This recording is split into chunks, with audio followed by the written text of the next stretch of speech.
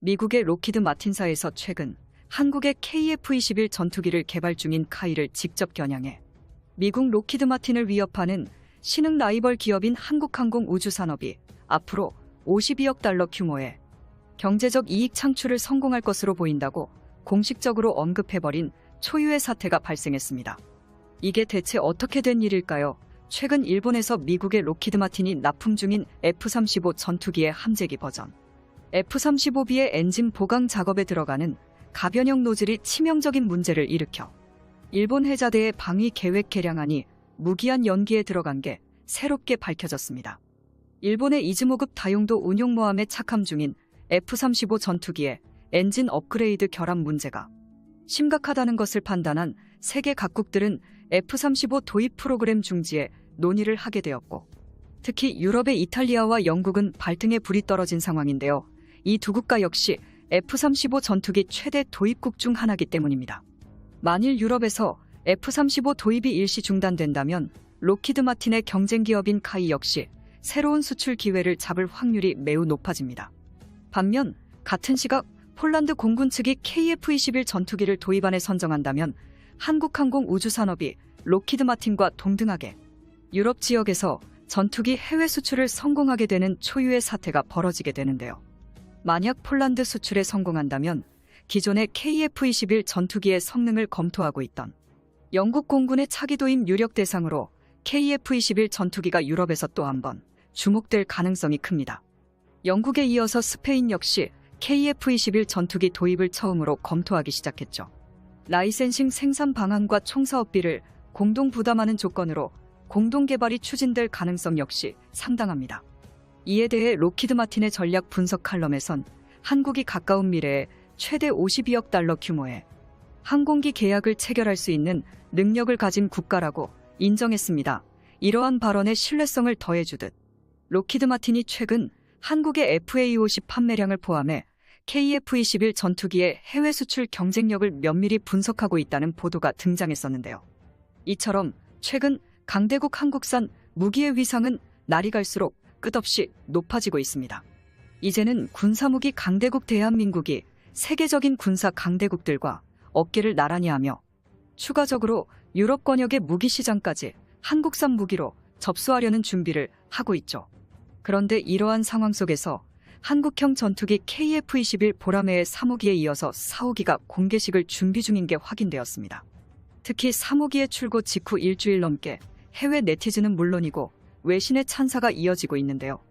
KF-21은 미국이 해외에 수출하는 F-35보다 가격이 훨씬 낮을 것으로 예상되기에 상당한 수출 잠재력을 가지고 있다고 높게 평가한 부분인데요. 실제로 많은 사람들이 의구심을 가졌던 KF-21이 실제로 선보이게 되면서 한국에서 전투기 개발을 할 수 있을까라는 의문의 종지부를 찍게 된 것입니다. KF-21 개발 성공으로 인한 경제적 파급 효과도 엄청날 것으로 예상됩니다. 3만여 개의 세부 부품의 국산화율이 65% 이상이기 때문에 개발 과정에서만 이미 1만 2천 개 일자리가 창출됐었죠. 본격 양산을 하게 되면 10만 개의 일자리가 추가로 생기고 5조 9천억 원의 부가가치가 창출될 것으로 예상하고 있습니다. KF-21의 비상이 시작됐습니다. 내년부터 2026년까지 수천 번의 테스트 비행을 거쳐야 양산에 돌입할 수 있죠. 이제는 우리 국민들이 힘찬 응원과 박수를 보내야 할 때입니다. 록히드 마틴에 이어서 다른 군사 전문 매체들도 앞다투어 KF-21 보라매 시제기에 관해서 긍정적인 기사 인사를 냈는데요. KF-21을 만든 KAI가 2030년에는 세계에서 7번째 규모의 항공우주 산업체가 될 것으로 전망하기까지 했죠. 외신들이 KF-21을 이토록 환호하는 이유가 있습니다. 첨단 기술의 집약체인 전투기 개발은 진입 장벽이 보통 높은 게 아닙니다. 수십 년간 축적된 기술은 절대 외부에 공개하지 않을 뿐더러 선발 주자들이 막대한 개발비를 매출로 회수한 후부터는 가격까지 합리적인 전투기를 양산하기 때문입니다. 애초에 개발 자체도 천문학적인 액수의 돈이 드는데 개발하고 나서는 가격 경쟁력과 영업력까지 갖춰야 하니 일반적인 국가들은 뛰어들 엄두도 내지 못하는 것이죠. 이 때문에 한국이 20년 전 자체 전투기를 개발하겠다고 선언했을 때 대부분의 국가나 군사 전문가들은 코웃음을 쳤습니다. 겨우 훈련기나 경공격기를 만들기 시작한 걸음마 수준의 기술력과 자본으로 뭘 할 게 있겠냐는 것이었죠. 성능이 검증된 전투기를 구입하는 게 합리적이라는 의견이 지배적이었습니다. 이처럼 부정적인 평가가 가득한 상황인데도 한국 공군은 전투기 개발 의지를 굽히지 않았습니다. 미국의 로키드 마틴사에 F-35A 40대를 7조 4천억 원에 사오는 대신 전투기 개발에 필요한 4대 핵심 기술을 넘겨받기로 약속까지 받았습니다. 그런데 F-35A를 수출할 때는 뭐든지 해줄 것 같았던 로키드 마틴사의 태도가 바뀌기 시작합니다. 이런저런 핑계로 차일피일 기술 이전을 미루더니 결국 예상했던 사업비보다 크다며 일방적으로 사업을 중단해버리죠. 막판에 불발돼 버린 핵심 기술 이전에 한국은 좌절했습니다. 제대로 된 항의도 하지 못했습니다. 게다가 로키드 마틴사는 도를 넘는 행동을 거듭합니다. 2019년 3월 한 대당 1,000억 원을 들인 F-35A가 국내에 처음 들어왔는데요. 당시 우리 공군 수뇌부마저 전투기 실물을 보지 못했다고 합니다. 미국이 전력 노출을 이유로 보안을 까다롭게 요구한 거죠. 게다가 잔고장이 나면 미국에게 하나하나 허락을 받으며 문의해야 하는 상황이었는데요. 한국이 충분히 고칠 수 있는 고장이더라도 아예 손대지 못하도록 하기 때문입니다. 전투기의 총 사업비 중 전투기를 구매하는 금액은 전체의 30%에 불과합니다.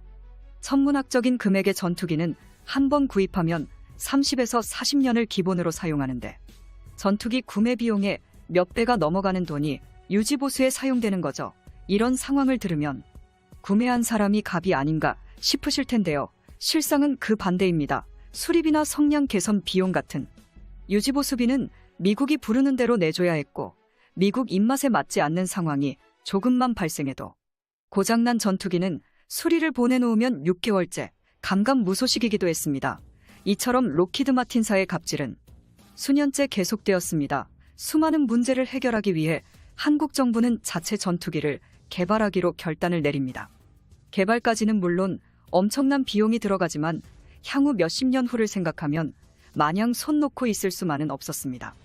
실제로 한국이 개발한 TOC 훈련기를 공군이 사용하면서 과거에 겪었던 부당한 일들이 사라지다시피 했습니다.